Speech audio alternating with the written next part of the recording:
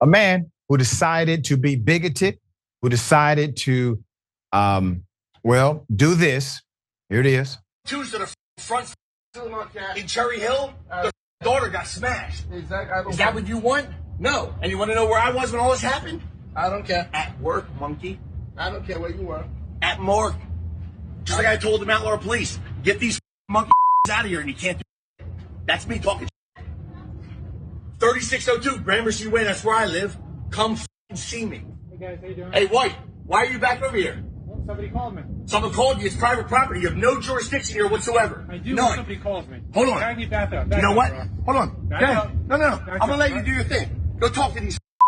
Go ahead. Stop.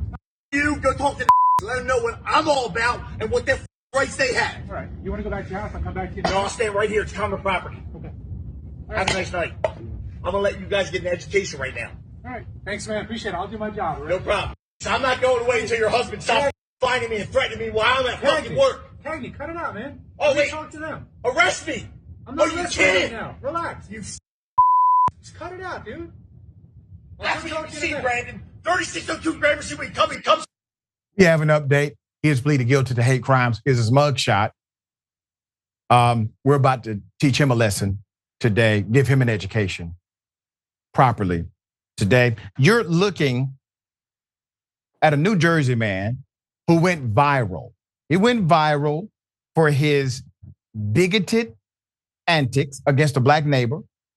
He has now pleaded guilty to a hate crime. I will explain. Edward Mathews pleaded guilty to 4 counts of bias, intimidation, and possession of a controlled, dangerous substance with the intent to distribute. Isn't that something? There's more. Mathews reportedly entered his plea on October 17th. Video of the confrontation showed Mathews repeatedly taunting his black neighbor on his own doorstep with racial slurs as well as spitting on him. Now, before I continue, the interaction, and I said this when we first covered the story. The officer, this has to be the nicest officer known to man. This is Officer Friendly 2.0. Hey, guy, I'm not going to arrest you. No, that's not why I'm here. That has never been said to a black person who's being aggressive. You have a white male, this man is out of control. This man is non-compliant.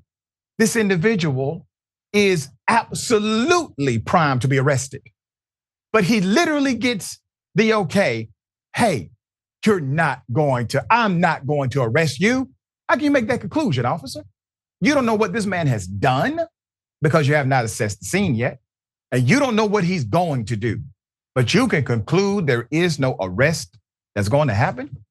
And as soon as the officer says this, the man became emboldened. He was more empowered, more vicious, more racist. He is now pled guilty. According to CBS News, one neighbor said that Mathews had previously used a BB gun to shoot out his neighbor's window. He also smeared dog feces all over their car. The protesters reportedly threw garbage at him while he was being arrested. Mathews later told the Philadelphia Inquirer that he was drunk during the rant. Superior Court Judge Gerard H. Breland scheduled Mathews' sentencing hearing for December 8th. He is facing up to 8 years in jail. 8 years in jail because the man could not control his own racism. It was easy for him to stay out of trouble. It really was. But he decided to push. And now, he's facing up to 8 years. We will give you the update in December. Ben, hell of a story. Yeah, other than him being a violently racist person who shoots people's windows and rubs dog feces on their property, seems like a nice guy. Seems like a really, other than those things, upstanding citizen. This guy is so disgusting and also very confused because in the video leading up to the officer arriving, he keeps telling his neighbor that he will not leave his front porch because it's common property and it's not his private property. And then the cop arrives and he says, "This is private property. You can't be here. You have no jurisdiction here." And yeah, that cop, that was the most Mayberry situation I've ever seen. He tells him, "Go back home. I'll come visit you later. Right. We'll have a lemonade and laugh about how I interrogated the black kids first." I mean, that is the most wild thing. And those bleeps, covered the words completely. But to be very clear, that man was hurling the N-word repeatedly and hurled it more confidently after the cop arrived. He was not even trying to cover up his hate crime. Spits on his neighbor.